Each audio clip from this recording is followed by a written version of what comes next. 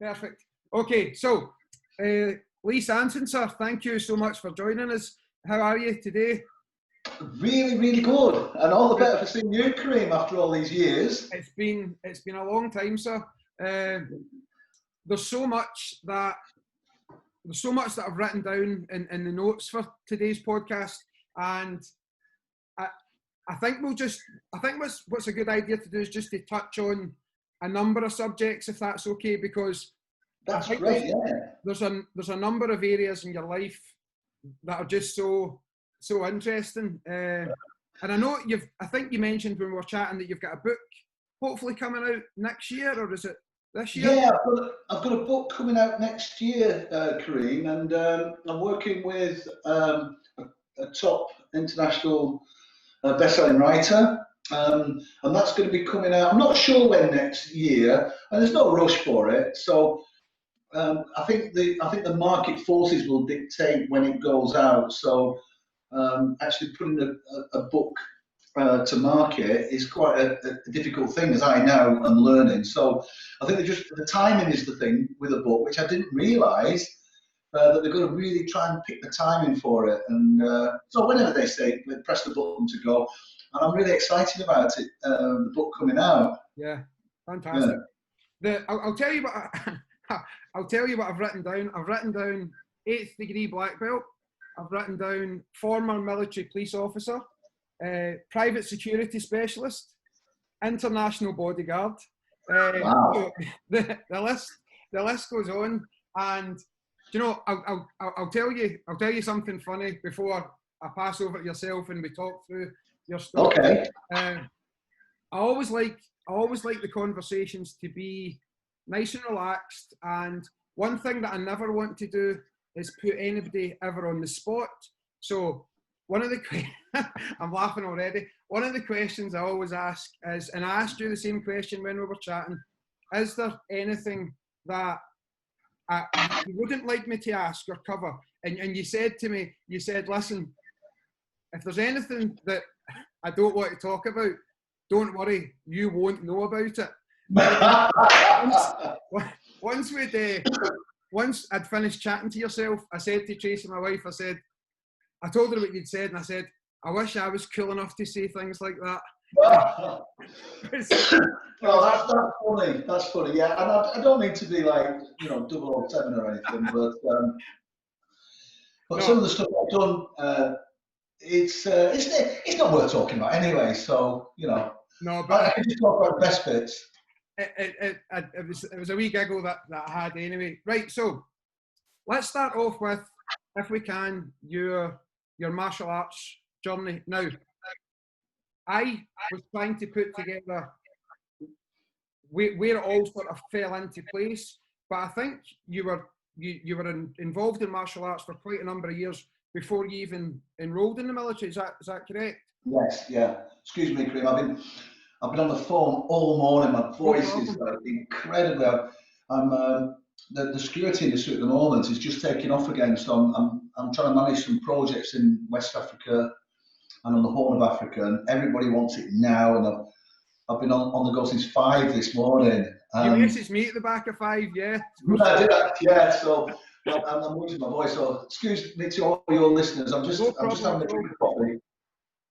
No problem at all. I've got the water here myself. Yeah, so I started my martial arts career. When I first started my martial arts career, I think I was 12 or 13, and I was bullied at school. And I think it affected me psychologically quite badly, but I know it did. And nobody would think that, because I was a tallish guy. We come from a big housing estate,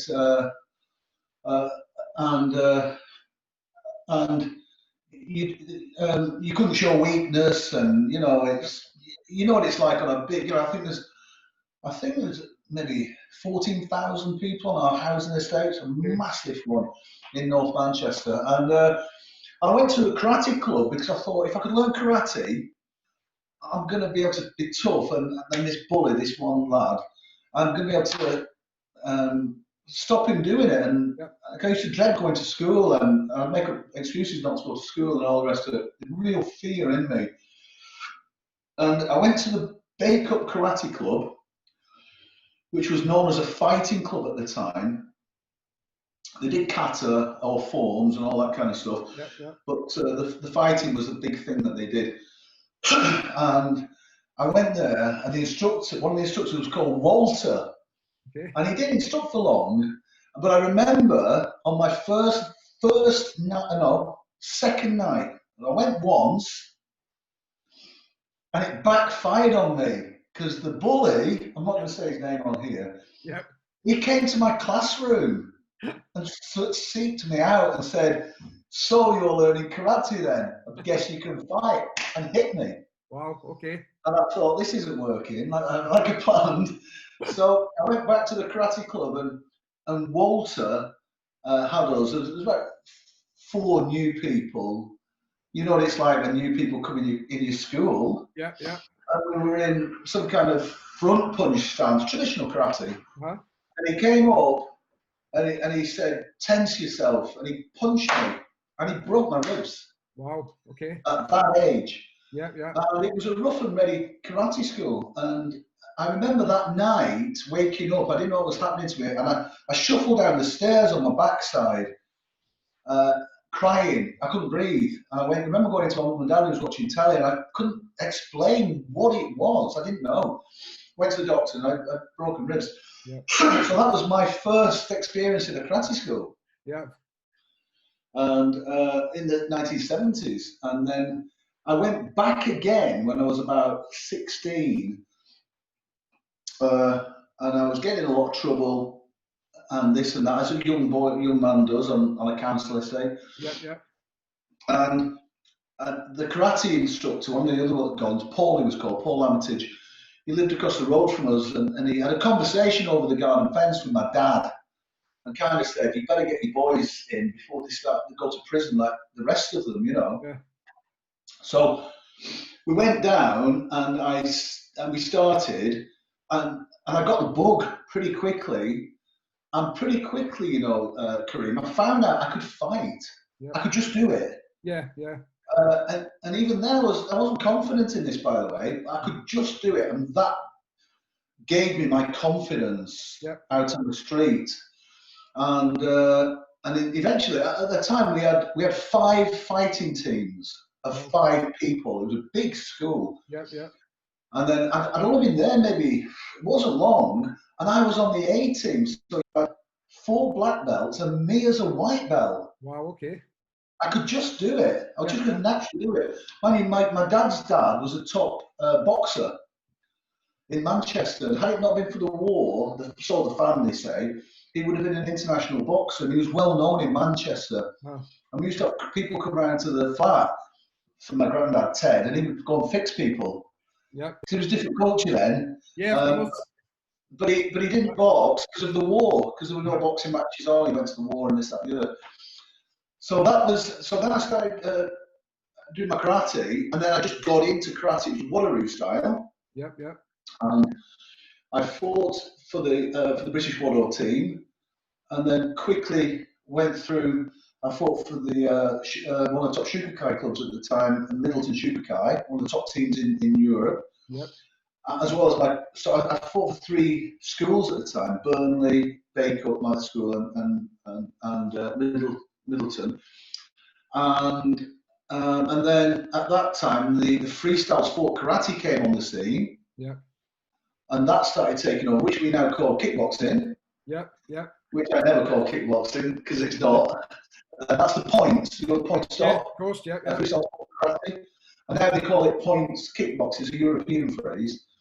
But nevertheless, it is part of the kickboxing world now. And then I moved to South Africa to work. A young man at 21, and I left the international scene, and I was destined to become like one of the top fighters there. I fought a guy called Alfie Lewis. Of course, yeah. One of the best fighters in the world, and awesome athlete. Yeah. And I fought him twice. I drew with him once, and he beat me once in extra time. Okay. So I was a new boy coming up, and I was like, wow, where's this kid come from? And then I left to go to South Africa, and apartheid was on then. Yeah. So of course there was no international fighting then. Although I got there and I went to a big karate club in Johannesburg, Uh-huh. and it was a massive school. I looked in, there must have been 30, 40 black belts training. This Back then, beautiful that place. was a lot of black belts. Oh, it was massive. A very well-known school, one of the best schools I think in South Africa. And I can't remember this guy. I think his second name was Schmitz. I forget his first name. And I waited patiently outside. And I waited and waited and waited and waited. And I could see the head instructor. He was looking at me, but he didn't come over to me. And eventually he graced me with his presence. And I'm trying to be like really humble and you know, we bow and he says, yeah, how can I help you? I said, well, I've just come from the UK. I'd like to join your karate school. And then he lectured me how bad the UK was at karate and how they were great and we were crap. And he really talked down to me. And anyway, I bowed and off I went. And I didn't go back. Yeah. Yeah. Didn't go back. And I thought, yeah, I wanted to train, but I didn't want to train in that environment. But Kareem, I knew how good I was. Yeah.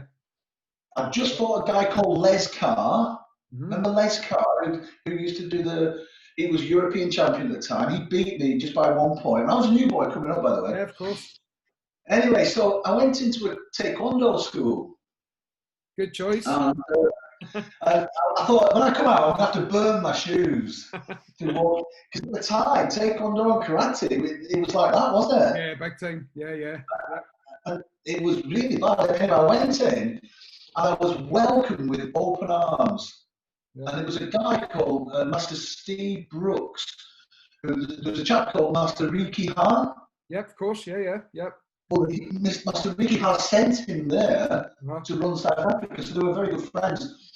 So I went in, had an amazing journey, and I ended up on the South African national team, and just so enjoyed my taekwondo, and I was quite a good kicker. Yeah, I know that firsthand. Maybe we'll get to that as well. I know that firsthand. Carry on. And taekwondo, I just liked it. I liked the family atmosphere, and I thoroughly enjoyed my taekwondo training there. And I came back and joined the military. So that's my in a nutshell, my martial arts experience before the military. Just since you've brought that up, I always think and again, with all due respect, you were coming towards what would have been the end of your, after this we're going to jump ahead a wee bit just for this wee story, but just as you would have left the military by then, had your school in Elgin, etc. But you were one of the fighters who the sort of younger guys like myself would always anticipate, and this would have been the Wooma days. You always looked out and you thought, is he just here to coach today, or is he going to put the gear on? And then you would have been in my division at the time, because even as in the Masters division, I can remember this. Occasionally, you would always drop down just to give us youngsters a little bit of experience. And I remember competing against you once, and I'll never forget it, because like all great fighters, I remember loving the experience of just being on the mats with you. And I remember you beating me very convincingly, but never hurting me once. And in point sparring competition, there's a lot to be said for that. Just through the control that you had and just the skill set that you had. You were only there to enjoy yourself. I know that. But to a younger guy like myself, it was a huge honour to be just competing against you. But I always remember coming off sitting thinking, I've learned a lot just from that one match and have been thoroughly beaten, but you never hurt me once. And there's a lot to be said for that. So thank you for that experience. Thank you so much. That's really nice. And you know what, Kareem? Yeah, it is. It's you see a lot of fighters, and it is easy to take cheap shots, and it is easy to do that. And sometimes it's all to do with psychology as well, isn't it? What are you there to do? Yeah. Are you there to hurt people, or are you there to play the game? Because it is a game. Exactly. Yeah. Exactly. And inspire others. And if you're seen doing that, then the youngsters, they follow that. Yeah. So we have a big responsibility to set an example to the young players in our sport as well. So that's something that people, do you know, it's one thing that the top quality fighters, competitors never get mixed up, and I would class you in that rank. You never ever mix up the fact, and it might be due to the professional experiences that you've had, but you never mix up competing and fighting. And there's a lot of people lower down in quality who get the two of them mixed up, and they're two very different things. Winning a kickboxing or a taekwondo world championship is night and day to rolling about the floor with somebody outside a nightclub in Glasgow or Manchester. Or it's two completely different things. Right, so let's move on a wee bit then to you obviously coming back to the UK from South Africa, and it was the military police that you joined. Am I right there? Yeah, it was Kareem. Yeah, I joined the military police in 1985, and I spent probably 10 of the best years of my life in the military, and I got to experience a lot of different things. I had a great career, and I left in 1995. Is there? Can you talk a wee bit about just what different projects or experiences that you had in the military police, where you were based, etc.? Yeah, it was a great experience. I learned a lot about myself as well, and I got in. The training was in a place called Chichester, so 6 months training at the time. And I passed my training. My squad of 52, I think there was 12 of us passed out, and that was normal then. Yep. The dropout rate was incredible, and it wasn't a nice experience, to be quite honest. But it was what it had to be at the time. And then I went to Germany, and I joined my field unit. We call it a field unit. We had a war role as such at the time. The Cold War was on, of course. Yep. It was in a place called Seminlager, which is a massive NATO training area. And it was the busiest military police unit in the world. And it was busy because what we had in Seminlager, we had all the visiting NATO troops training, and then we had the British element of the troops that were there with us. We had a battle group, a mechanized infantry battle group. So you had infantry battalions there. And then you had what we called NITAC, which was the Northern Ireland Training Centre there. So all the troops going out to Northern Ireland would go there for training, and the training was hard. Yeah. So all this is going on in this massive camp. Now, Friday and Saturday night, on the strip, 32 bars, whorehouses, the lot. Yep. You can see what's going to happen, can't you? So for a young fella who was quite handy with his skills, this was just like the best place to be in the world.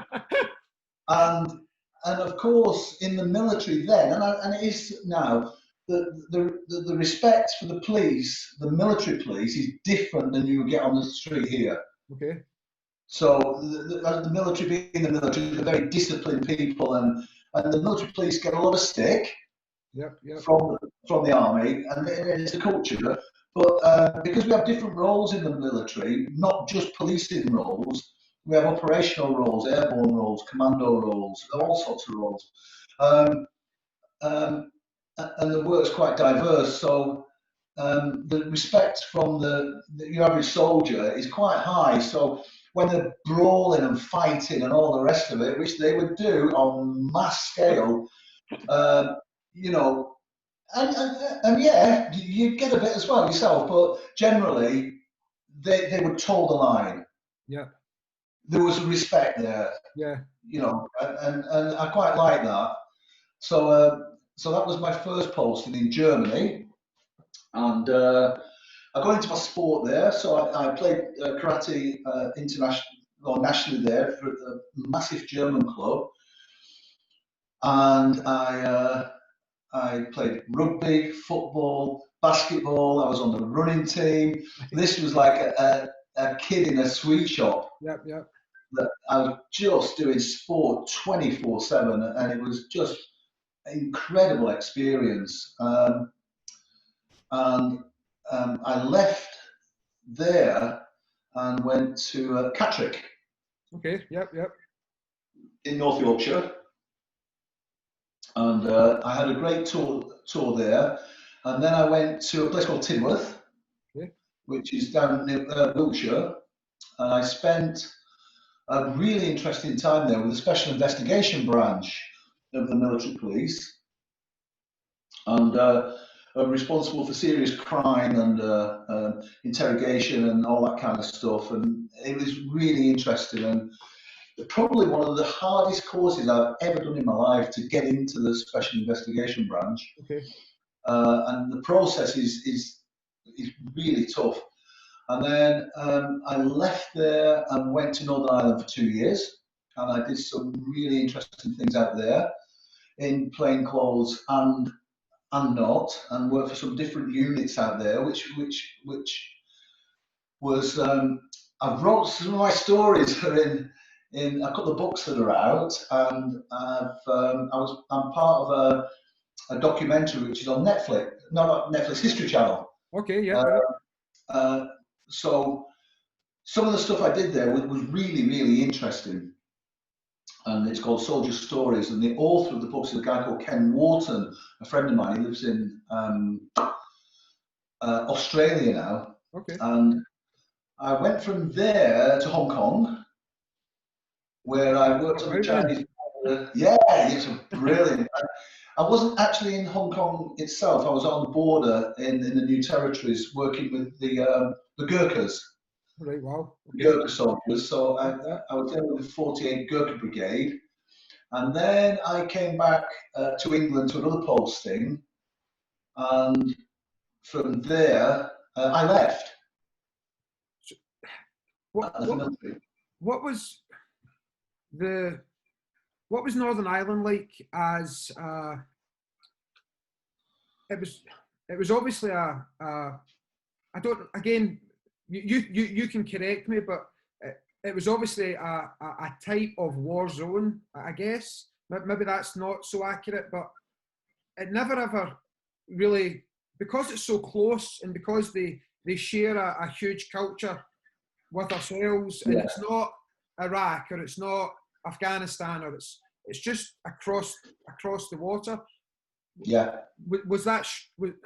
Was it strange? Was it what was it like actually being there and just to do your job, but having to? Yeah, it was difficult, Kareem. You know, I've had friends that were killed there. I've seen some things that you never want to see, and at that time, it wasn't a Cold War, and the reason is the government couldn't afford to have a war in the UK, so they never gave it a war status. But yet, soldiers that served there got war medals. Right. Okay. Yeah. Because of trade and the Americans and all this, so they called it the Troubles. Yeah. You remember? Yeah. Of course.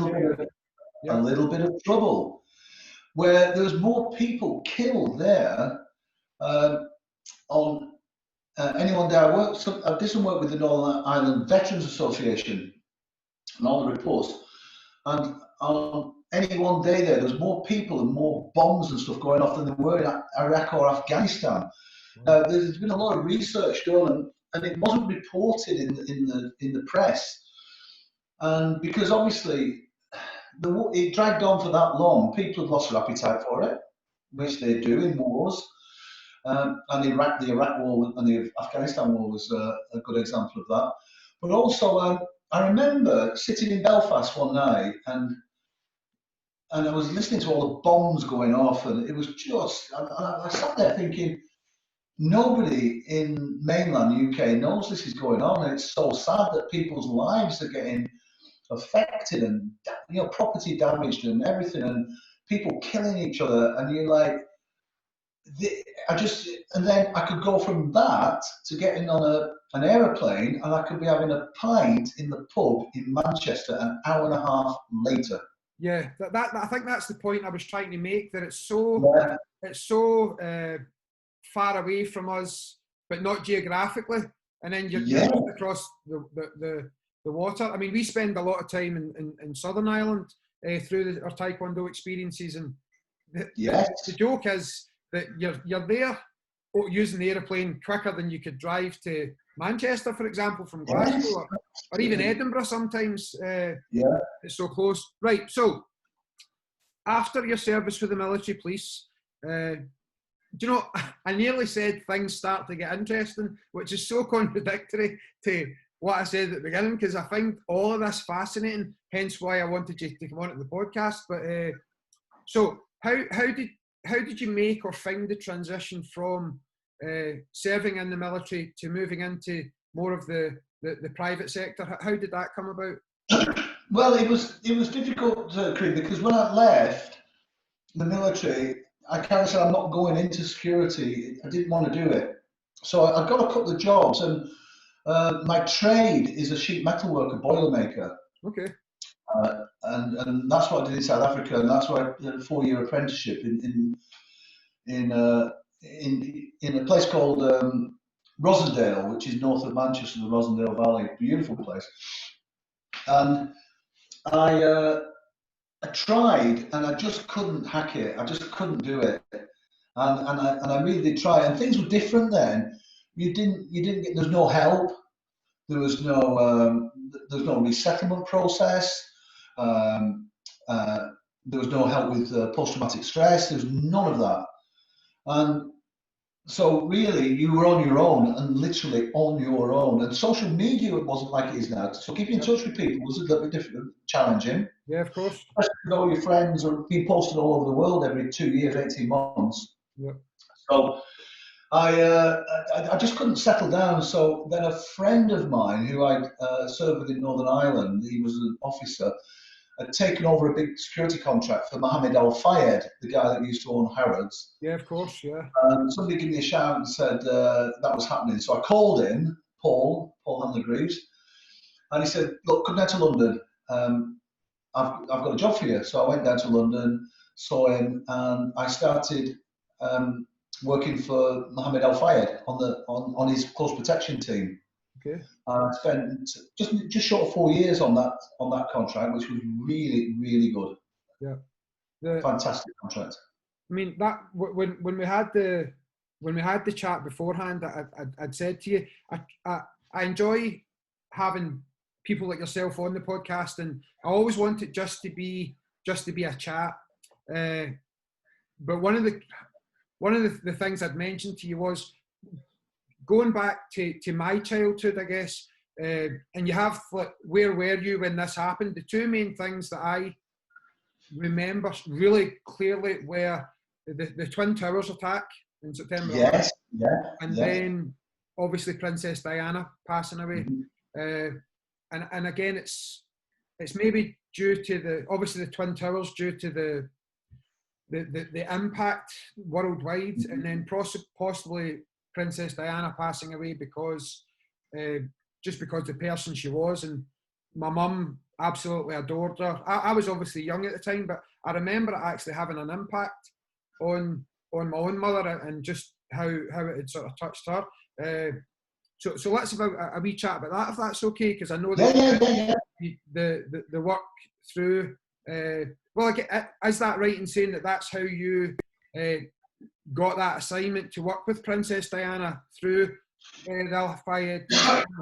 Yes. So what happened was I was in Saint-Tropez, and Princess Diana and the boys, Harry and William, they came to stay, and they stayed with us for 10 days. And I looked after her and the boys, and obviously the family, for that period of time. And I got a lot of exposure with the princess, and I did quite a bit of work with her, which was just an incredible experience. A beautiful woman, lovely woman, and the boys as well.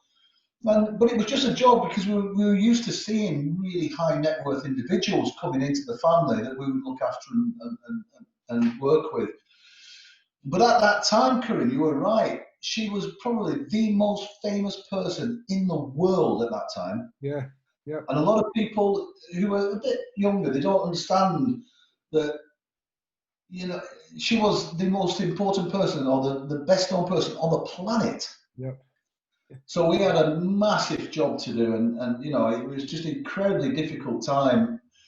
And got to know her and got to know the boys very well. She sent me a lovely letter after thanking me personally for looking after her, and just that in itself was just very humbling.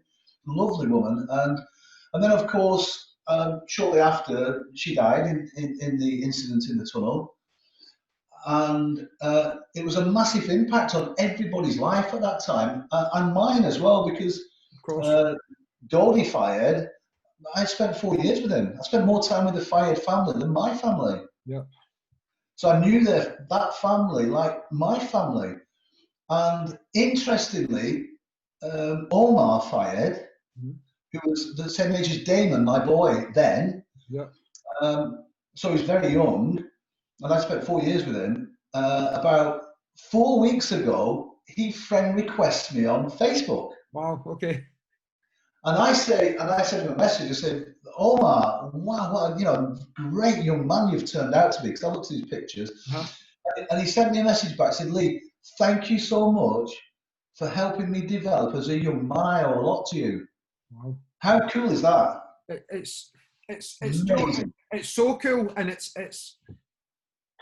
surreal at the same time. I mean, it's surreal for me sitting here chatting with somebody who had such an important part to play, such a position with someone as famous as that.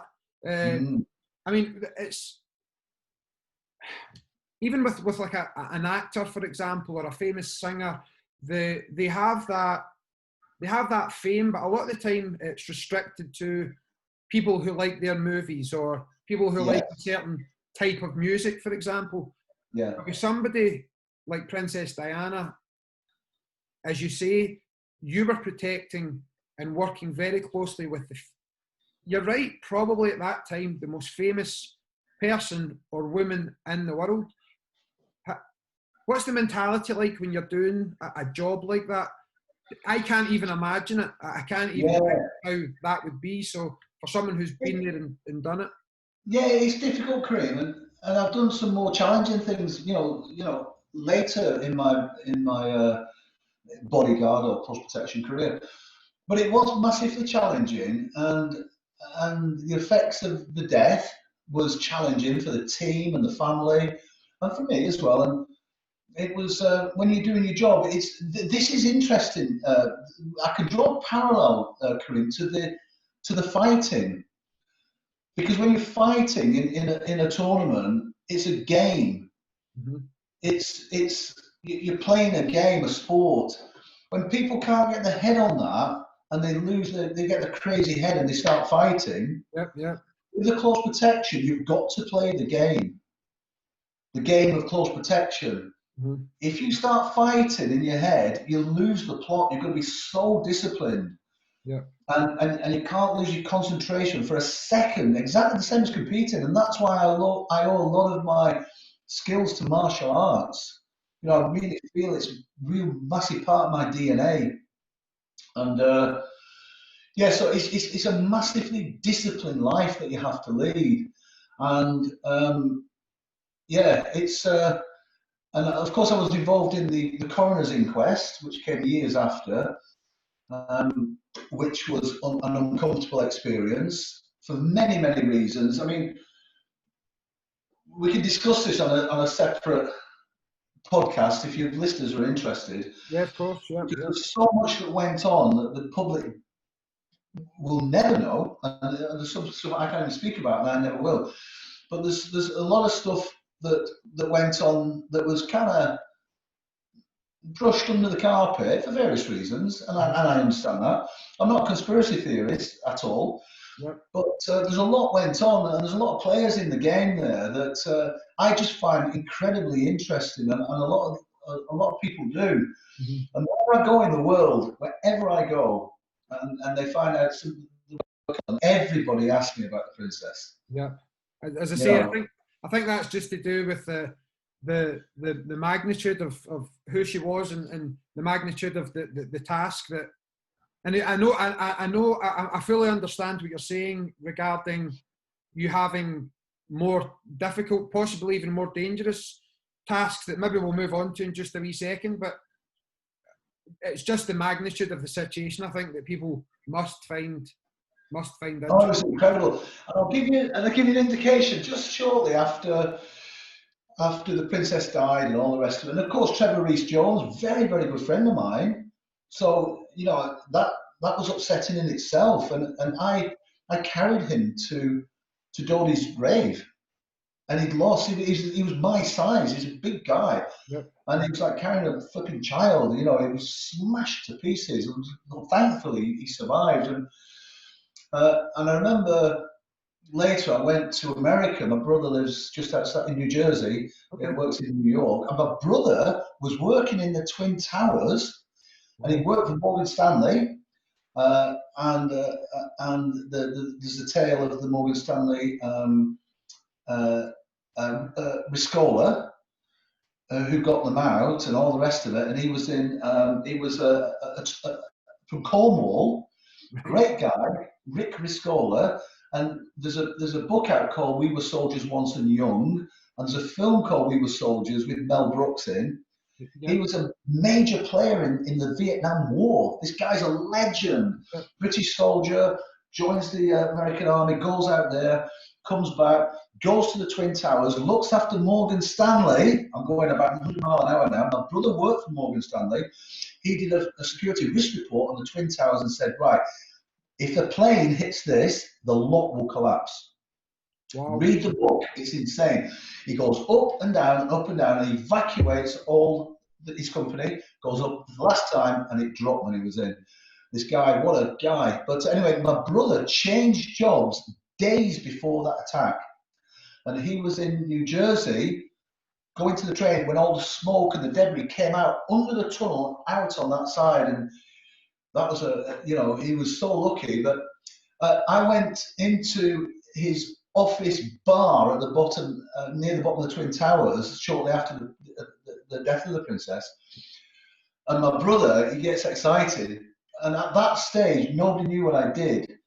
My cover has been blown now because I did a lot of press coverage for Mohammed Al Fayed. Yeah. So my personal security to be blown apart. So I'm okay with that. I wasn't then, but I am now.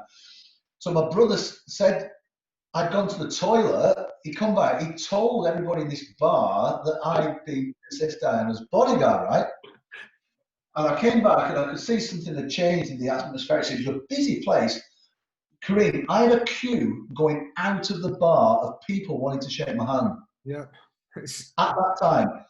And I said to my brother after, I said, you ever do that again, pal, we're fighting. Yeah. I was like, I had to leave the bar. I was quite distressed, you know. But that's how famous she was. Oh, for sure. For sure. Yeah. I like to think it was me that was famous. It wasn't, mate. you might be a wee bit more after this, Lee. Who knows? Right. Okay. So, as I say, it just seems to get more and more interesting, your story. And when maybe when the book comes out, and as you say, we'll get together again because there's so much stuff that I still want to get into. I know the private work that you've done, security work over the last few years, has been in sort of not just North Africa, but in a number of places throughout the sort of continent. What can you tell us a wee bit about what that work involves? And right, okay. So I've done quite a bit of work in Nigeria and Libya and Somalia, and more recently in Saudi Arabia. I've done quite a lot of work in Libya, and for different companies and on different projects as well. So I've been quite lucky. I've done some really interesting projects, but the project in Somalia was very demanding, and I was working for an oil and gas company who were doing the seismic testing out there to get the oil heads in. And I was there on a training team. I trained up about 500 of their special forces. There was 4 of us on this training team through a very specialist company from Hereford. And so we trained up all the protection force, and I deployed on operations with them as a mobile security manager, as you will. So that was a very, very interesting project, and we had to evacuate. We got attacked by the terrorists and militias, and we had to evacuate in quite a hostile environment. So we got everybody out to Djibouti, and then we escaped, and that was quite hairy. But that was towards the end of the project. But the project was really good, and all ex-military guys on the project, South Africans, Brits. And then I've done a lot of work in Libya for the British government, for the EU, and for another British unit called a stabilisation unit, who go in to stabilise war zones. Okay. So I went in after the war as a protection force with me and my guys to look after these people to try and stabilise the country. Yep. And that was a great time, Kareem, actually, because Gaddafi had just gone, and the people were happy, and they loved the Brits there, and it was just a really, really interesting place to work. You know, it was a mess, yep, but lovely people, lovely people. And that was a couple of tours doing that, which was really good. And then I went back in with the EU, the European Union Border Assistance Mission, and I led the protection force there. And we were trying to firm up the borders of the country to stop the terrorists coming in, the land, sea, and air borders. yep. And then that was when the Second War happened. And I was unfortunately part of that. I was in the middle of the Battle of Tripoli Airport, and really, really hard times, very hard times. And then I evacuated half the mission up to the border with Tunisia, Aragistir, through the war, and then had to come back and get the rest, which was a challenge. And then I finally escaped the same route, because we had ISIS and Al Qaeda pushing in, and it's a failed state, as you know. It's a failed state full of beautiful people. I just realised as I was listening to your story there that I'm just sitting here saying yeah, as if my wife had just come in and told me what had happened in her day working in the car garage. And I know that you're. And I thank you again for coming on today, because I know you're really busy at the moment. But just before we finish up, let's have a wee chat, if possible, about that mentality. Because, as I say, my wife Tracy will come in. How was your day today? Well, this happened and this happened and this happened, and you say, yeah, that's great, that's bad. You're talking. I'm laughing, and it's maybe if you don't laugh you'll cry. But you're talking about escaping from a country and trying to get people out to safety under threat from ISIS and Al Qaeda, and I'm just sitting here saying yeah, as if it's an everyday experience. It's obviously not an everyday experience. But how do you? When I was researching for the podcast, I seen a story you were telling about one of the times you'd literally flown back from a zone like that, and then I think you had a grading for some of the children at your martial arts school. Yeah. And you were sitting saying, I can't believe that I just landed 2 hours ago and I'm now back to a normal life. How does one gain that ability to move from that to being home again and watching Coronation Street or whatever? I don't know, Kareem, is the answer. I don't know. I remember that particular occasion, and that was a very testing one. I still had the red dust of Africa in my boots. Yeah. And because that was quite a hairy one. But I don't know, Kareem. I think what I do is I have lockers in my head. Yeah. And I know it's not healthy, and I lock stuff away in the certain lockers, and I can access them when I want. And I've taught myself to do it. And yeah, I suffer from post-traumatic stress. Less and less. I've had a lot of counselling and stuff like that. But the people I work with, we're all the same. We all get it. We all suffer. And a lot of the people listening to this will suffer from some of the stuff they've done, the jobs they've done, and stuff like this. So um, I'm very fortunate. I don't suffer as lot of some of my friends. Quite a few of my friends have killed themselves. But it's just, and I think the martial arts training and training as a fighter um, helps you focus and hide things and be very selfish. And I said to my boy, who's just retired from the Olympic team, Yep, yep. I've taught him to be selfish. And I said, to be a top class athlete, you have to be selfish, son. When you finish being a top class athlete, then you can be normal then. But until then, it's all about you. And you've got to put things away and hide them away and really focus on that. And now I can see the change in him now. He's stopped fighting. He's thinking about other people and he's being normal, which is great.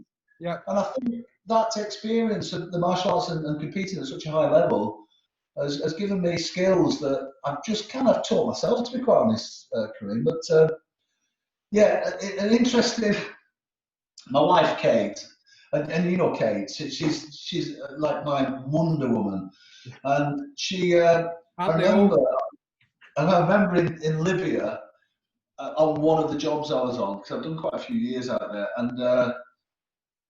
and I remember outside there's a big firefight going on, and there's rounds going down, there's explosions going on, RPGs flying around. So I'm in my room and I'm doing a FaceTime with her. Yeah. And she says, what's all that going on? I said, oh, sorry, I'll shut the door. She said, no, I don't want you to shut the door. I want to know what's going on. I thought it was the noise that was bugging her. Yeah. And it wasn't. It was the fact that we were in the middle of a firefight. And I didn't comprehend that because I had that every night for the past 2 weeks. Yeah. So for me, and I think Kareem, the human, being a human, you're very resilient, both mentally and physically when you're put in a position of danger. And the more you're exposed to it, the more resilient you get. If it's managed correctly, some people just break down, but eventually you get more and more resilient. And interestingly, I went back to Libya in end of 2016, beginning of 2017 to do some work for the British government. And I was asked to go out and do it, and I did it. And I got there. I wish I hadn't, because the war was still going on and it was quite a bad experience. But I made a video diary every day. Okay. And what I said, and I was looking at this last week because I'm looking back on stuff from my book, and that in itself is very challenging mentally. And I haven't seen this since the end of 2016. And I was watching, it was very upsetting actually for me, and I had a bit of a breakdown. But what I said was on my video diary, I'm making it to Kate, because I know it's going on the iCloud in case I don't get back. That's why I'm making it. So I say, I didn't want to come here, and I know that within weeks, I'll like being here, right? Yep. Fast forward 6 weeks, I was there for 8 weeks. Fast forward 6 weeks, it's me going, this is great. It's not too bad. So I change very quickly. And you know what? That's the thing with danger and things like that. Very quickly, you can get used to it and manage it. Mm-hmm. And that's the way we are as human beings, isn't it? Yeah. I mean, just to finish, I promise I won't keep you too much longer, but on a much lesser scale for people hopefully watching this or listening, even just try to make improvements in your life for any purpose, whether it be a new fitness regime or even making yourself uncomfortable joining a martial arts school or whatever. Stories like you're telling today, one of the things that jumps out is how resilient we are as human beings. And just, if you can get used to being in a zone of complete destruction the way Libya is at the moment and has been over the last few years, surely the human body can get used to waking up at 6:30 in the morning and doing a half-hour cardio before you go to work. It's just about getting into that mentality and getting used to pushing yourself a wee bit. That's right? I think it is, Kareem. I do a lot of mentoring. I do a lot of training of military guys going out into these zones now, and I do a lot of mentoring in the sport still. And what I say to people is, look, you know, you go in the gym and you train your body, or you go in the pub and you do whatever you're going to do. How much time do you give to training your brain?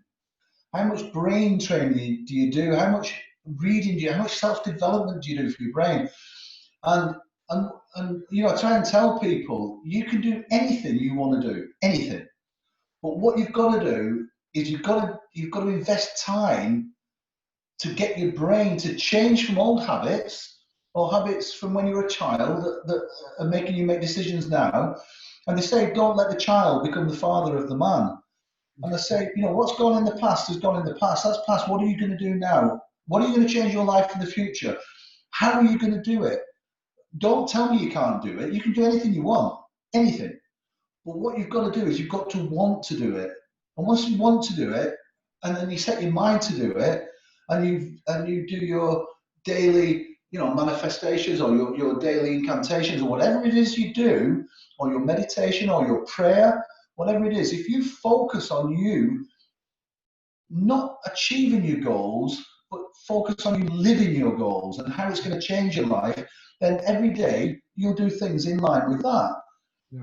And that's why I think prayer and things like that. Now, I'm not a religious guy, by the way. I'm a spiritual man. And I spend a lot of time with Muslims. Yep. So I've got wonderful Muslim people, friends. You know, and I've studied the Quran and I've studied the Prophet and all that stuff. And when I see some of those guys doing their prayers every day, yep. And they're doing exactly the same. They're thinking about what they want to do, how they want to contribute to society, how they want to be a better person. And do you know what? However you do it, whether it's prayer or whether it's, you've got to do something. Otherwise, you're just like a ship with a powerful engine, but with no rudder, just going round and round in circles. Yeah. You know, so yeah, I think you can do anything that you put your mind to, anything. That's my belief. Brilliant place to end it. I think we've just, we're right on time to what we'd scheduled. So yeah, that's a brilliant place to end it. So what to do is just promise me you'll come back on when the book's released. That'll be fantastic. Anytime, Graham. You know, for you, anything. Brilliant. Okay, Lee. So much obliged to you. Thank you. I will let you go now and have a brilliant day. All right. Yeah, you too. You too, okay, brother. God bless you. Thank you.